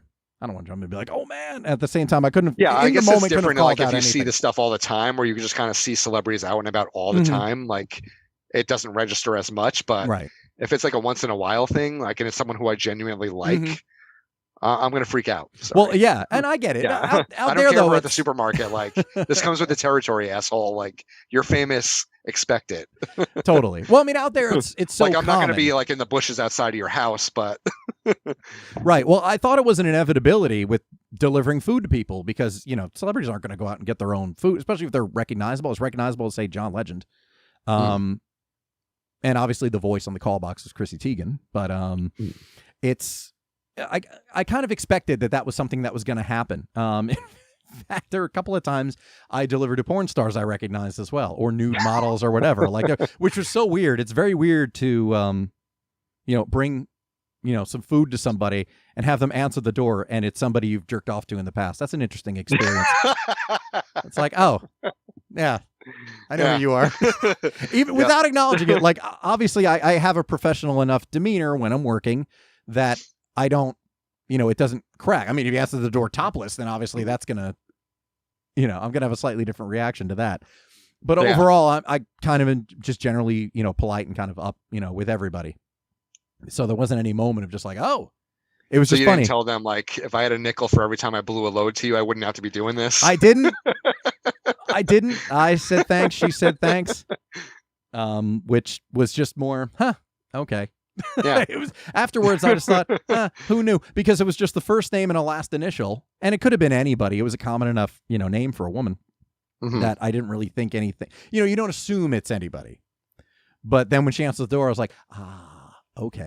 Which was funny because I wonder if her last initial was the same, like whether she used, let's say, her stage name, or if her actual last name, last name on her birth certificate, actually began with the same letter as her stage name. So I put it together after. I was like, yeah, that was definitely her. Even if I had a moment of, who she looks like, the name kind of confirmed it for me. Right. So those were funny. It was funny just to have kind of like two celebrity encounters in one delivery, just to see Chris Evans and then to deliver to John Legend and Chrissy Teigen was just like, wow, which not wholly unexpected living out there. Yeah. One that was less expected, which was funny, which I told Jack about right away because I knew he was going to freak out. I don't remember what I delivered. Picked up from, it was a taco place. Now I do remember. It's weird how that just came back to me. Picked up from a taco place in the Valley and delivered to an apartment in Sherman Oaks. A small building, one with like 8, apartments in it or something. And I walk up and I tweeted about this. So now I'm not giving anything away that isn't already fairly public. But a woman answers the door and said, "Hi, I'm here delivering your." It was Postmates I was doing at the time. And she answers the door and she's in a Screen Junkies shirt. And I said, "Oh, that's awesome. I love Screen Junkies." And she was like, "Oh, really?" I said, "Yeah." She kind of turns her head. She goes, "Nick." And then all of a sudden, you remember this, right? And comedian and actor and writer Nick Mundy comes out. And funnily enough, wasn't in his underwear, in his tidy whities. And I was like, "Oh, wow, Nick." I'm like, "Hey, how's it going?" I was like, "I'm just dropping off your food. Not going to bother you." I was like, "But I'm totally going to tell my friend Jack that I got to see you in your underwear," something like that. And then, funnily enough, he tweeted about it before I did. Like, I was just going to make a reference to just like, hey, at least this guy's cool. Because I figured, it was no big deal. Even though he's not like a super, super famous person, it was still something where, obviously his wife would have known enough, that like, obviously if she's going to let the Postmates guy know where he lives, that he would, assuming I'd be cool about it. And I was. Right. So funnily enough, he tweeted about it before me. And Jack sent me the tweet, and I replied to it, let him know I was the dude. And it was really funny. So I actually had something of an interaction from what was a good experience. But it's just so funny, seeing people in their underwear, seeing people topless. Yeah, a lot of funny stuff like that. Imagine. You can, and you're gonna. Yeah, have I don't know to. Those fun stories around here. Yeah. Well, I have one funny story from around here. People answer fully clothed and no celebrities. Did you have any crazy tips that took you by surprise with anything, or have they been? I mean, aside from like, hey, this person tipped an extra $6 over the guarantee. Like, was there anything that really floored you? Around Christmas time, the first pizzeria I was working at, somebody tipped me like $25 on an order. Oh wow! That's, about it. I mean, I was delivering in a town where people had a lot of money. So they were generally very generous, and cool. That was like the week before Christmas, and I got like $25 on an order. I was like, oh wow, that's kind of crazy. But yeah, I mean, aside from that, nothing terribly out of the ordinary. People aren't that generous. Well, I had 2 experiences like that early in Postmates, which is like the kind of thing you'd hope for, which was. There was one, there were a couple of sushi places in the Valley that I'd be kind of in proximity to. I would, park near there, hoping that I would get pickups from there because, when you're talking about like the the most basic item on the menu starts at $30, you're delivering somebody at least a $30, order, that chances are the tip might be pretty decent. Then I would hang around there. So there was one I picked up. There's one chain out there that has like these. I'm sure many places have them, but they have these boxes of I think it's like a chef's choice kind of thing, where they make whatever the sushi is that day, and it comes in a box or whatever. And these boxes are like about $35 a piece. I picked up this order that was 10 of them in 2 bags. That, of course, was going up to the Hollywood Hills. So I'm approaching, and the people I'm delivering to call me. And they said, "Hi, the app says you're nearby. Are you close?" And I said, "Yeah, I'm actually coming up to a gate." Like, it was a community that had a gated entrance. And I said, "I'm coming up pretty closely right now." I said, "I'll be there in a few seconds." Like, "Oh, we'll come to the gate and we'll meet you. That way you don't need to drive all the way in and everything." I was like, "Wow, thanks." And I kind of wasn't surprised because they had an accent. Turns out they were Swedish, but yeah, that's why. Because they weren't fat, lazy Americans who weren't willing to, come downstairs to get something. Instead, they came to the gate of the complex to actually get the food from me. And they came, and of course, too, a gorgeous man and woman who come to the gate. Yeah. These Swedish, I assume, models. Yeah. And it was like, "Oh, thank you so much. Yeah, we love the sushi." I can't do a Swedish accent. I'm sure I could. Yeah. But it would probably be wildly offensive. But they were really friendly, and they were like, "Yeah, thank you so much." They're like, "No, we're just staying at a house here, so we don't, we just wanted to, make it easy or whatever." At some point, they said they were from Sweden. They were staying in the house temporarily, and they thank you for the order and everything.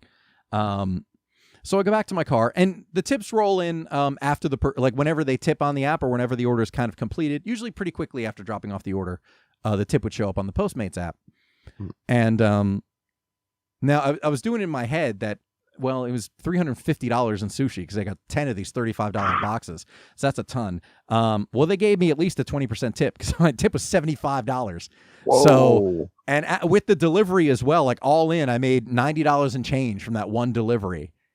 And I was like, wow, that was about a month after I started doing Postmates. And I was like, this is great. Now, I knew that was the exception and not the rule. Right. So it didn't set like a crazy high standard for me in the same way. Still a night maker, though. Like, oh, absolutely. Well, like, I can quit an hour early now or 2 hours early. That's what I was thinking. I'm like, I don't need to worry about it. Because there was a point I was working Postmates almost every day. Because the cool thing about them was, and I don't know if this is the same way. This is before everybody kind of got on the instant pay thing. You pay a small fee and you can cash out your earnings right away.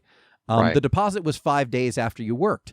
So I would generally work, I wouldn't really work Mondays, but I worked basically every other day. So I essentially would have let's say, $60, $70, $80 deposit dropping in my bank account every day of the week, except Sunday.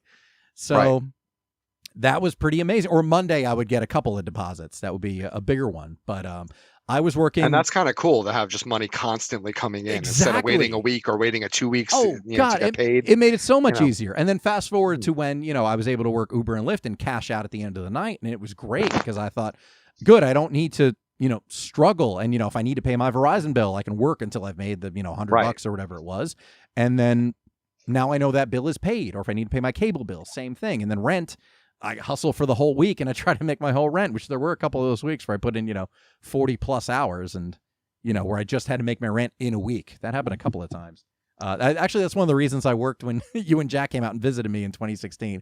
I was like, I got to make a couple more bucks because it's almost the beginning of September and I'm taking some unpaid time off.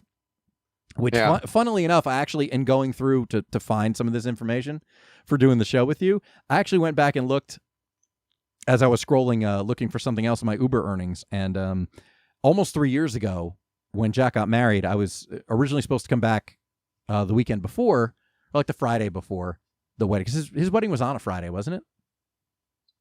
I'm trying to remember. I think it's one of the reasons they booked it. It was like a Friday in December, so it was pretty cheap. Well, either way, I was supposed to be back the weekend before because you guys were going to Philly for his bachelor party.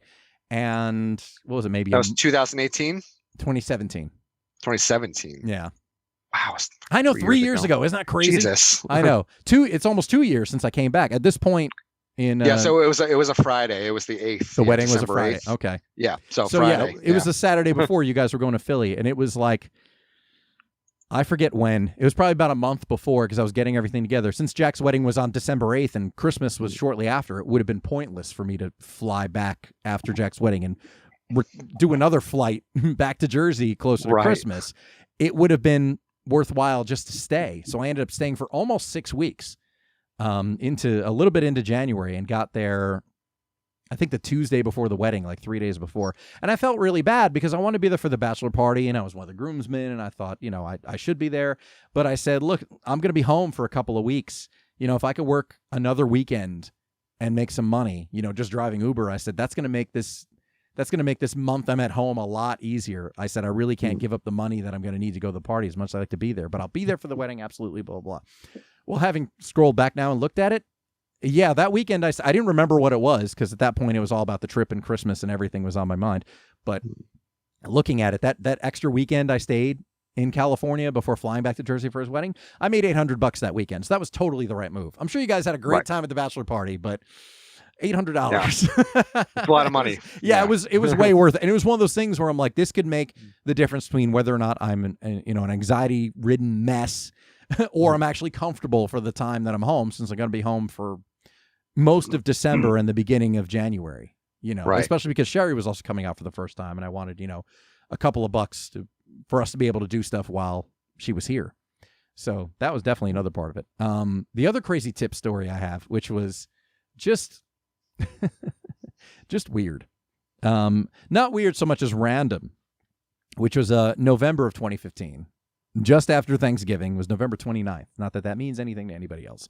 But I'm in the same parking lot that I'm generally in, near a bunch of restaurants and everything. So just I'm in proximity, because you're more likely to get deliveries if you're in proximity. Mm-hmm. And I'd never heard of this place before, but I get an alert to pick up at a place called Lululemon. And I was like, that must be some other boutique restaurant somewhere. This little mom and pop place. No, Lululemon is like exercise clothing. It's like high-end exercise clothing. I don't even know if there's probably some somewhere in Jersey, more likely near me than down by you, but I'd never heard of it. And it was literally a list of clothes this person wanted me to pick up, all in about $500 worth of clothes. Super expensive, like shirts, like shirts made of, whatever material. So, sweat kind of easily brushes off them or whatever. And some shorts and things like that. And I thought, this is crazy. Well, I only found a couple of pieces, a couple of things that they wanted, which was about $350-ish. Again, it was like between $350 and $400. I don't remember what the total was, but it wasn't everything. There were like 2 items that were on their shopping list that the store didn't have. Oh, so you would literally have to go and pick all this stuff out by yourself? Like, it wouldn't be like they are ready right. Well, in a bag for you to just take? I'd never gotten anything for a store before. I mean, later on, there were some, grocery stores that participated where you would go in and shop for a couple items. I mean, it generally wasn't a full cart, but it would be like, maybe 10 or 12 items you'd have to go pick out and pay for with the, the card the app issued you, and then go deliver groceries. That became a thing, which was usually pretty good because people were pretty good about tipping with that, because they understood there was no, fee included. But in this case, this is the first time I picked up for somewhere that wasn't a restaurant, and I got all this stuff, and I thought, geez, I hope the card works and everything. And it did. That was pretty cool. And then I'm driving once again up to the Hollywood Hills, almost over the hills into Hollywood, and I pull up to this house that's huge. That's gated, of course. I buzz, and I say I'm here from Postmates. And I pull up the driveway. Now, in the driveway is I don't remember how many car garage it was. It was at least a 4-car garage. Super expensive, crazy-looking sports cars parked in there. And then another, I don't know if it was just a room that had like a garage-type door open. It connected to the house with workout stuff, like weights all over the place. Like there was literally a bench with, the bench press bar on it, whatever the technical name is for that, with huge weights stacked on it. So this must have been a professional athlete's house or something like that. And that's why they wanted all this, essentially it's workout clothing. Right. I thought, wow, this is crazy. And since the door was open to this room, or this, garage door, whatever the hell it was open, that's the door I went to. Because the light was on and everything, this room was lit up. And if that big door was open, that must be where they wanted me to go, unless somebody just forgot. But there was a doorbell, so I go up, I ring the bell. Of course, this Eastern European, rail-thin model comes to the door to answer. And I was like, hi, I'm here from Postmates, dropping out a thing from Lululemon. And she was just like, it's like, okay, thank you, or whatever it was. I don't remember what accent she had. I don't know. I didn't ask to see her passport or green card, nothing. I just gave her the delivery, and that was that. And I just thought, that is crazy. But obviously, this is somebody's house. Had to be an athlete or something, looking at the cars and looking at all the exercise equipment. I mean, it was loaded. I noticed the weights because I was like, whoever answers the door is going to be a tank, because I saw all the weights, the plates that were stacked on the bench pressing bar. And so I leave, and I'm heading back towards the valley. And then when I do get back there, and I stopped, I check on the delivery to see if a tip was added on, because I thought, Jesus, this was like $400 worth of clothes. I wonder what kind of tip they had. Tip was $102.30 on top of a $10 delivery fee. So I made $112 for one delivery. Wow. Again, total exception. Didn't expect it. Right. It was one of those nights where I said, I think I'm going to call it a night. But then I said, you know what? Nope. This is a blessing. Take it for what it is. Because this was early. It wasn't even 8 o'clock. So I said, I got another 2 hours I could deliver and, make some money. So I ended up continuing to work that night. But that was one of those, that was the biggest tip I've ever gotten from anything. And, working on any of these apps. Yeah, $102. And I thought, Jesus, all I did was pick up clothes, which made me even more upset because I assumed that was based on a percentage, because why would it be like $102 and let's say 30 cents? So it probably it had to have been a percentage. And I thought, damn it, I really wish they had all the items, because I would have gotten an even bigger tip. I could have got another $40 if, they had, the other $100 or $200 worth of items. I could have had even more money. Damn it. Damn you, Lululemon, but bless you at the same time. So that was crazy. One kid, the only other time after that, one kid literally tipped me with a $100 bill for an Uber pool ride once. I didn't see what it was. Wow. He handed me a bill on his way out, and he said, "Oh, thanks," which was weird because it was a carpool ride. Mm-hmm. It was an Uber pool, and we happened to not pick anybody up going from downtown LA to Culver City or something like that, which is a little bit of a drive. Not too bad, but probably about a half hour. And it was after dark, so I didn't see what it was. He was like, "Oh," and English was his second language. He was Asian.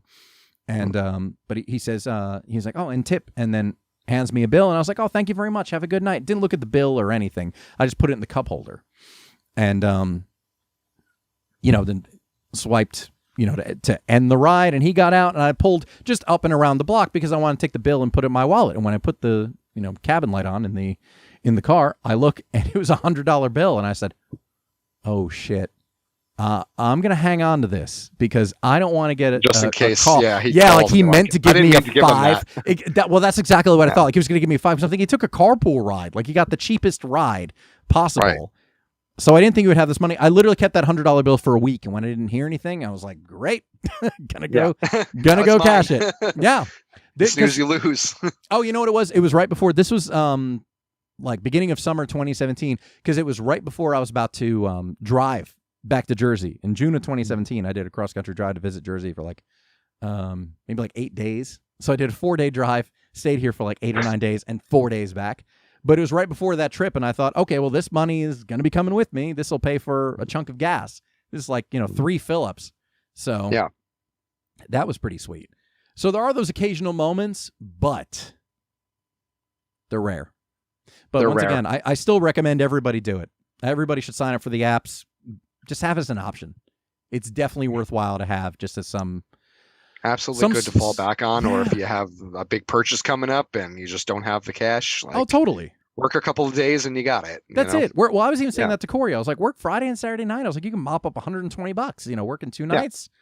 Easy. And at the end of the month, if you do that for a couple of weeks, and you can use another, you get an extra $500 a month, Totally, and that's nothing to sneeze at, and it's easy work. No, not for people like us. Yeah, I listen. $500 to CDs. goes a long way.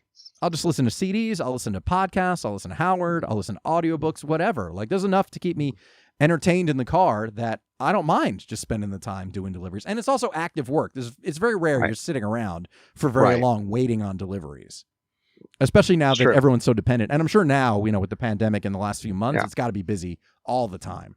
Yeah, I can't help but think that people are constantly ordering food because that's been the option for most of this time. And, it's been the option, and people are trying to keep small businesses alive, by doing absolutely. that. And we've done it a lot. So it's now is the time if you're going to do it and you need the money.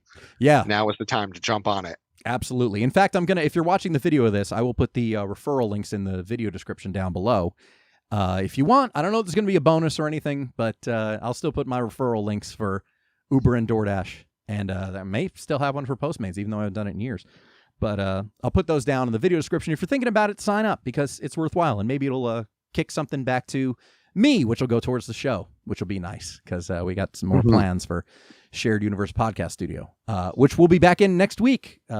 Hopefully nothing happens between now and then. The way 2020 is going, we don't know. But next week, let's hope, we'll be back at Shared Universe Podcast Studio. But in the meantime, you can follow Ryan on Instagram at Honey I Drunk the Beers. You can follow me on Twitter at Chris Abalo and on Instagram at Chris Sells Out. And you can follow the show at Cape Pod on Twitter and Instagram. Please like, please share, please rate, give the show 5 stars, subscribe, give the video a thumbs up, subscribe to the video channel, and all that good stuff. And I'll be back next Monday with another episode. So until next time, for Ryan Taggart, this is Chris Abalo, and this was yet another experiment.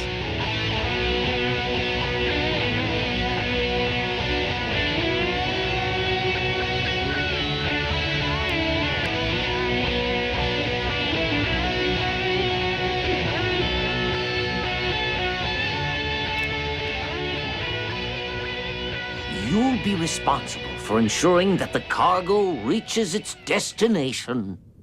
So I'm gonna be a delivery boy? Exactly. All right! I'm a delivery boy!